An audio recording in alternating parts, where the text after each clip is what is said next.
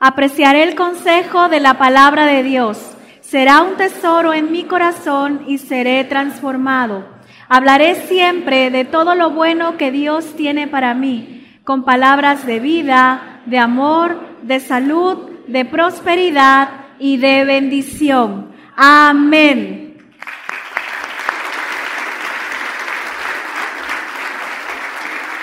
Vamos a darle un aplauso muy fuerte a todos los que nos ven en este momento por televisión. Queremos invitarte aquí a Comunidad de Dios. Te estamos esperando con los brazos abiertos. Pueden tomar su lugar. Hebreos 11, versículo 1, quiero que me acompañes. Hebreos 11, versículo 1, dice así: es pues la fe, la certeza de lo que se espera, la convicción de lo que no se ve, porque por ella alcanzaron buen testimonio los antiguos. El Dios de Abraham, el Dios de Salomón, el Dios de Elías es el mismo, el cual hoy en día es nuestro Dios. Él es el mismo de ayer, de hoy y de siempre. Ahora, ellos alcanzaron buen testimonio. Di conmigo, buen testimonio. ¿Y cómo se alcanza un buen testimonio? Por medio de la fe. Di conmigo, fe. A veces pensamos que el buen testimonio es portarnos bien, no tomar, no fumar, no ir a parrandas, no decir groserías. Pensamos que eso es un buen testimonio. Pero no, eso no quiere decir un buen testimonio. Por supuesto, es parte de un buen testimonio. Pero el buen testimonio que aquí habla en Hebreos son los hechos, son las proezas, es la fe que tuvieron cada uno de los héroes de la fe en la palabra de Dios. Ellos acompañaron e hicieron cosas. Ellos no tan solo dijeron, ellos creyeron. Ellos llevaron a cabo proezas en el nombre de Dios. El versículo 3 dice: por la fe entendemos haber sido constituido el universo por la palabra de Dios, de modo que lo que se ve fue hecho de lo que no se veía. La fe es para mentes superiores, no es para mentes inferiores. Las mentes inferiores primero quieren entender las cosas, comprender las cosas y después creerlas. Y la fe no es así. Primero se cree y después se entiende cómo se van a hacer las cosas. Ellos primero creyeron y después en el camino entendieron el cómo. Pero muchas veces nosotros primero queremos saber el cómo. Nosotros queremos saber el método, el cómo, y después queremos creer. Y no es así. Primero se cree y en el camino se va a ver el cómo. A lo largo de nuestra historia también vemos cómo unos hermanos creen que se puede volar. Primero ellos creyeron y después investigaron y vieron en el camino cómo podían hacer para volar. De ahí que inventan los aviones. Pero ellos primero creyeron. No estuvieron viendo primero cómo hacer, sino creyeron y después vieron cómo lo iban a hacer. No sé si me estoy explicando. El que inventó el bombillo incandescente, de la misma manera, primero creyó en su mente, primero creyó en su corazón y después vio cómo iba a lograr eso. El edificio, el Empire State de 100 pisos, alguien primero concibió que podía creer en que se podía hacer un edificio tan alto y después vio la manera de cómo hacerlo. Un puente colgante que atraviesa todo un lago, de la misma manera, primero creyeron que se podía hacer y después vieron cómo hacerlo. Y creo que nosotros, el día de hoy, en este tiempo tenemos un desafío por conquistar la tierra que Dios nos ha dado. Y el Señor, cuando yo preparaba esta palabra, el Señor, yo le decía, Señor, pero ¿cómo lo vamos a hacer? Pareciera imposible. Y el Señor me decía, no te preocupes el cómo, de eso me encargo yo. Solo preocúpate en creer. Y creo que es lo que nosotros debemos hacer como iglesia. Tenemos que creer y el cómo llegará en el camino. El Señor te dice, te voy a levantar, te voy a prosperar. Y a veces preguntamos, ¿pero cómo va a pasar esto? Dios se va a encargar de eso, no lo sé, pero de que se va a encargar, se va a encargar. El cómo se lo tenemos que dejar a Él. Quiero contarte algo. El domingo pasado me contactó un profeta y Dios sabe que han sido momentos, creo que como iglesia, difíciles, pero no hemos dejado de creer y ni vamos a dejar de creer. Y él me contactó y me dijo, pastora, tengo una palabra para usted. Fíjese que el Señor me dice que le diga que no se preocupe por las finanzas para el proyecto que tienen como iglesia, que Dios va a proveer. Dios va a hablar a gente de otros países para que siembren en su tierra. Y Dios va a hablar a gente de gobierno que ni van a saber por qué, pero van a sembrar en su iglesia. Si hay gente, y ya estamos viendo, el pastor David Rivera de Miami, que Dios toca su corazón y le dice siembra, y que recibió la orden de sembrar en esta tierra. Yo digo, Señor, de plano eres tú el que das las órdenes, de plano eres tú el que toca los corazones. Y sé que va a venir más provisión. El cómo Dios se va a encargar, y en eso descansa mi corazón. Pero no podemos nosotros dejar que alguien más lo haga si nosotros somos de esta tierra, somos de esta región, hemos sido bendecidos. Nosotros somos los primeros que podemos sembrar en ella. No sé si me estoy explicando. Ahora, quiero que me acompañes al versículo 4, dice, por la fe Abel ofreció a Dios más excelente sacrificio que Caín. Di conmigo, más excelente. Por lo cual alcanzó testimonio de que era justo, dando Dios testimonio de sus ofrendas, y muerto aún habla por ella. Di conmigo, ofrendas. ¿Cómo alcanzó buen testimonio Abel? ¿Cómo hizo su proeza? Por medio de una ofrenda. Quiero que te agarres ahí bien de la silla, porque creo que va a ser muy, muy impactante e impresionante la palabra que vas a recibir hoy. Él, ¿cómo logró hacer una proeza? Por medio de una ofrenda. Dice la palabra que él dio un excelente sacrificio, más excelente que el de Caín. Quiere decir que Caín hizo un sacrificio. Quiere decir que los dos hicieron un sacrificio. Pero el de Abel fue más excelente. Di conmigo, más excelente. ¿Por qué Dios recibe la ofrenda con agrado de Abel y no recibe con agrado la ofrenda de Caín? Simplemente porque la ofrenda de Abel iba acompañada de excelencia. Y si hay algo que nos debe de caracterizar como hijos de Dios es que hagamos las cosas con excelencia. Jesús, cuando hace el vino, que lo hace después de que al final, él pudo haber hecho un vino sencillo, pero hizo un excelente vino. Yo creo que si en ese momento hubiésemos estado con él, le hubiéramos dicho, pero Jesús, ¿por qué haces un excelente vino si ya están medios jarras, diríamos nosotros, ¿no? No se van a dar cuenta de la calidad del vino que van a tomar. Yo creo que Jesús hubiera contestado, es que no sé hacer las cosas mal hechas. Lo que yo hago es con excelencia. Y es lo mismo que nosotros deberíamos de decir.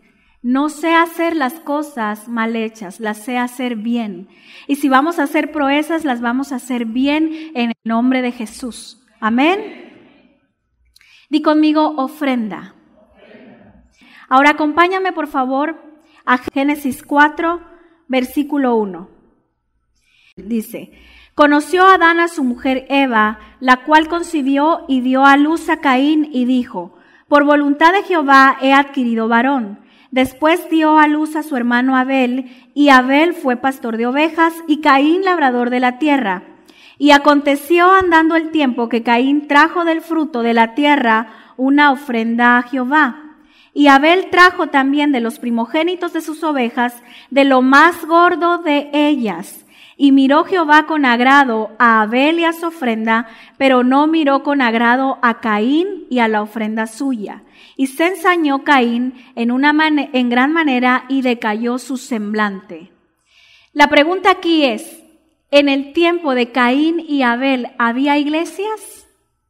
No había iglesias. ¿En el tiempo de Caín y Abel estaban en el tiempo de la ley de Moisés? No. Entonces yo no entiendo por qué la gente piensa que las ofrendas es un asunto de iglesias. Es un asunto de que piensan que uno le quiere quitar el dinero a la gente, ¿sí o no? Pero no es ese asunto. El asunto de ofrendas es un asunto de adoración a Dios. Es un asunto de adorarlo a Él. En ese tiempo no había nacido ni siquiera Moisés. En ese tiempo no se había escrito un Malaquías 3. No se había dado un Malaquías 3 que hablaba sobre los diezmos. No, pero ellos decidieron ofrecer a Dios. A Abraham, Dios le pide a su hijo, a su único hijo, y le dice, a ese hijo al que tú tanto amas, a Isaac. No era necesario que Dios le especificara tantas cosas a Abraham porque era su único hijo. Pero le dice, quiero que sacrifiques a tu hijo, a tu único, a el que amas. Pues si era el único que tenía. Pero él quería especificarle bien porque muchas veces Dios nos pide lo único que tenemos, lo que amamos. Ahora, la gran diferencia es que a Abel no se lo pidieron y él ofreció. Y a Abraham Dios sí le pide. Eso quiere decir que Dios nos pida o no nos pida, nosotros siempre debemos tener la actitud de ofrecer. No tenemos que esperar a que Dios nos pida para nosotros ofrecer. No tenemos que esperar a que venga un pastor y nos diga vamos a sembrar. Nosotros debemos ofrecer siempre. ¿Qué acaso cuando ya construyamos el nuevo templo vamos a dejar de ofrecer? Por supuesto que no, porque Dios es Dios y es digno de adoración. Y lo adoramos por medio de nuestras ofrendas y de nuestros diezmos. Si para Dios no fuera importante que nosotros lo honremos por medio de nuestros diezmos, de nuestras ofrendas, entonces ¿por qué Jesús se enojó cuando entró al templo? En el templo estaban dándole ofrendas a Dios de lo cojo, de lo enfermo, de lo manco, de lo peor. No le estaban dando a Dios de los becerros gordos, de las ofrendas que verdaderamente eran como un olor fragante delante de Dios. Le estaban dando lo malo, lo barato, lo corriente. Y Jesús se enoja. Jesús no se enojó porque Judas lo traicionó. Todavía hasta le da un beso. Pero sí se enojó cuando entra al templo y ve que a Dios no le están dando la ofrenda que es digna de Él.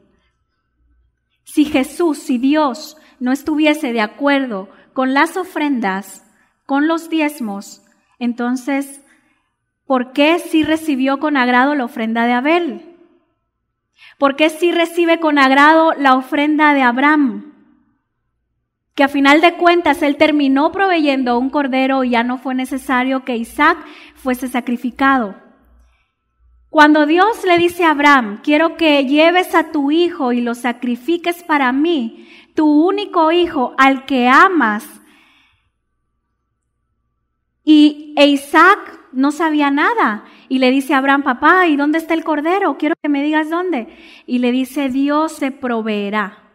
Dios se proveerá. Quiere decir que Dios es nuestro Dios que nos provee todas las cosas. Es nuestro Jehová Jireh que provee.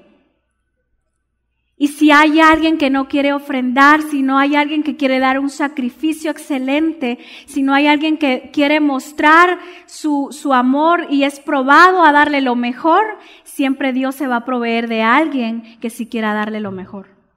Pero de que se provee porque Él es Dios.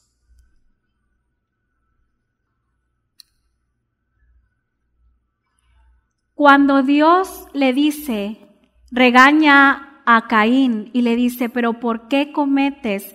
¿Por qué te enojas de que tu hermano Abel me dio una excelente ofrenda?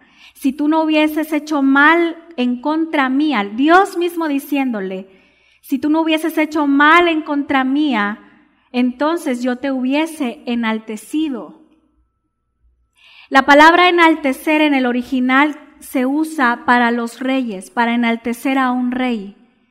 Y Dios enalteció a Abel solo por esa ofrenda.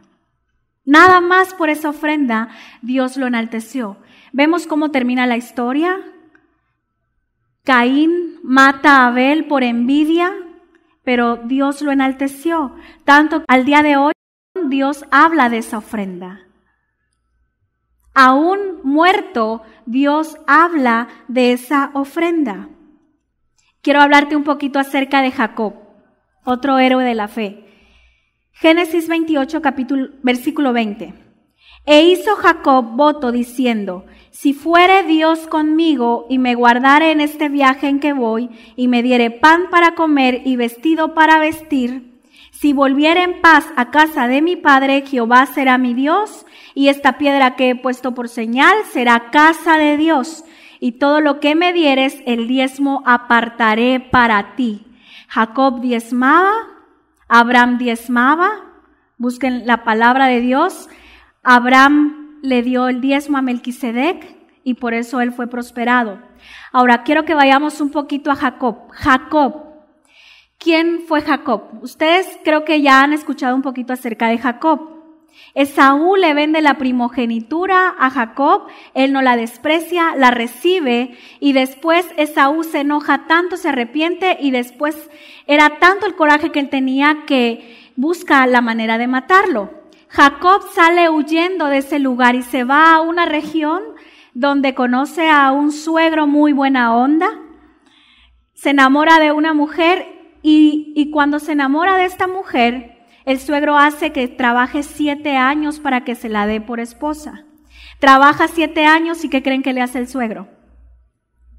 Le da a otra que no era la que él quería. Trabaja otros 7 años, al fin le da a la mujer que él quería. 10 veces le cambian su salario, pero no aumentándoselo, sino quitándole. 10 veces. Jacob hizo pacto con hombres y no le resultó, hasta que un día cansado hace un pacto con Dios, y es este pacto. Si tú me bendices, si tú me das pan, si tú me das vestido, si tú haces que yo vuelva en paz a casa de mi padre, porque había pleitos familiares, entonces yo te voy a dar siempre el 10%, te voy a dar el diezmo. Un pacto. Di conmigo un pacto. Cuando uno hace un pacto, el pacto es entre 2 personas y los 2 están obligados a cumplirlo. Dios cumple su pacto. ¿Nosotros estamos cumpliendo nuestro pacto? Si una persona no cumple su pacto, la otra no está obligada a cumplirlo. No sé si me estoy explicando. Vamos al capítulo 32, 13. Quiero que veas lo que pasó y quiero que veas cómo Jacob estaba después del pacto que ya había hecho. Diga conmigo después. Muy bien, dice, y durmió allí aquella noche y tomó de lo que le vino a la mano un presente para su hermano Esaú. Él quería reconciliarse con su hermano. Entonces dice la palabra que él toma de lo que le venía a la mano. ¿Qué quiere decir eso? Que lo primerito dijo, un detallito para mi hermano. Ahí lo que me encuentre al paso, eso le voy a llevar. Quiero que veas lo que le llevó a la mano, el detallito que le llevó. Quiero que veamos. 200 cabras y 20 machos cabríos, 200 ovejas y 20 carneros, 30 camellas paridas con sus crías, 40 vacas y 10 novillos, 20 asnas y 10 borricos. Era nada más lo que estaba ahí a la mano. Si eso era lo que estaba a la mano, ahora imagínense todo lo que Dios lo había prosperado por el pacto que él había hecho. Jacob salió de casa de su padre quebrado, sin nada. Hace pactos con hombres, le fallan, a él lo engañan muchas veces, no le funcionan los métodos humanos hasta que decide ir al método de Dios. Va y hace un pacto con Dios y miren cómo termina Jacob, tanto que solo tomó un detallito, rapidito, para llevárselo a su hermano. Quiero que vean hasta dónde Dios lo llevó. Capítulo 33, ahí el siguiente capítulo, versículo 3, dice: Y él pasó delante de ellos y se inclinó a tierra 7 veces hasta que llegó a su hermano. Pero Esaú corrió a su encuentro y le abrazó y se echó sobre su cuello, le besó y lloraron. La reconciliación, los años de problemas familiares, Dios los restauró. ¿Jacob cumplió su pacto? Sí. ¿Dios cumplió su pacto? Sí lo cumplió. ¿Les dio paz? Sí les dio. ¿Lo prosperó? ¿Le dio vestido? ¿Le dio pan? Sí se lo dio. Le dio muchísimo, en sobreabundancia. Si a ti no te han funcionado los pactos o los métodos naturales, los métodos que a veces conocemos, haz un pacto con Dios. Comprométete con Él. Él es digno de que nosotros le adoremos. Cuando Abraham dice, Dios proveerá, el Señor me mostraba que el problema no es el dinero. El problema no son las finanzas, el problema está en el corazón de uno. Uno no puede dar la semilla queriéndola retener. Uno no puede poner la vista solo en la semilla y dejar de ver la cosecha que uno puede recibir. Hay gente que prefiere morir con su semilla a vivir con su cosecha.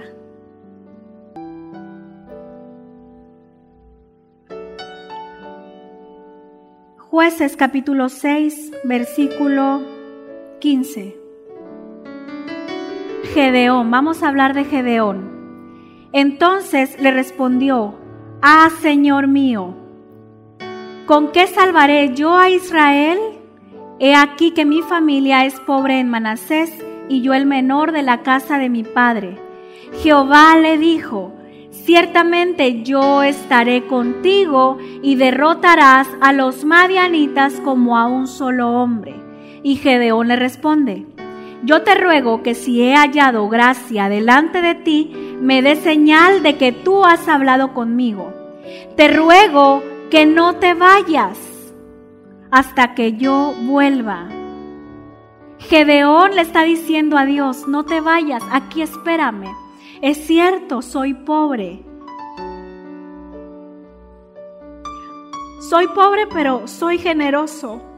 Espérate aquí, ahorita vengo, voy por una ofrenda y regreso. Y quiero que veas lo que dice Dios. Gedeón le dice: te ruego que no te vayas de aquí hasta que vuelva a ti y saque mi ofrenda y la ponga delante de ti. Y él respondió, Dios respondió: yo esperaré hasta que vuelvas. Impactante, no le dijo: no te preocupes, solo quiero tu corazón. No te preocupes, aquí solo con que me des cariño. No quiero ofrendas. Dios le dice: aquí hay una persona de reino. Ve, yo aquí te espero. Y quiero que veas que Dios, después quiero que veas lo que pasa, porque una de las cosas que hizo Gedeón es que prolongó la presencia de Dios en su vida. le llevó ofrenda.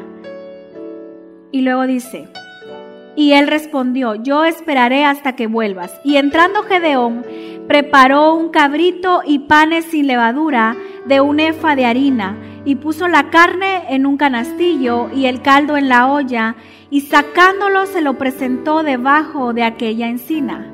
Entonces el ángel de Dios le dijo, toma la carne y los panes sin levadura y ponlos sobre esta peña y vierte el caldo. Todavía el ángel le dice la forma en que quería que se presentara esa ofrenda. La pregunta es, si Dios no estuviese de acuerdo con las ofrendas, entonces ¿por qué le dijo cómo quería que llegara esa ofrenda con él?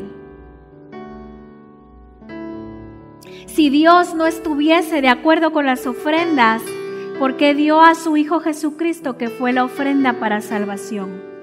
Gracias a esa ofrenda, tú y yo tenemos salvación. Si Abraham no hubiese hecho lo que Dios le pidió, si él no hubiese estado dispuesto a dar una ofrenda a Dios, entonces el pueblo de Israel no hubiera aparecido. Israel no hubiese aparecido y por consiguiente nosotros tampoco. Pero todo comenzó con una ofrenda. Di conmigo, una ofrenda. Dice la palabra de Dios en Efesios 5:1. Sed pues imitadores de Dios como hijos amados, y andad en amor como también Cristo nos amó y se entregó a sí mismo por nosotros, ofrenda, sacrificio a Dios en olor fragante. Di conmigo, ofrenda, sacrificio, olor fragante. Cuando Pablo le escribe a los filipenses, les dice que sus ofrendas, las que le han juntado, las que la iglesia le ha juntado, las califica de la misma manera. Son ofrenda, olor fragante, agradables delante de Dios. Es decir, el mismo calificativo que se le da a Jesús es el mismo calificativo que se le puede dar a tu ofrenda.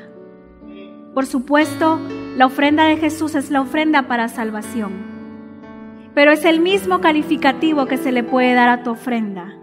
Una cosa es que Dios hable bien de ti, una cosa es que Dios dé testimonio de tus ofrendas y de que aun aunque pasen los años todavía se hable de ella, como en el caso de Abel.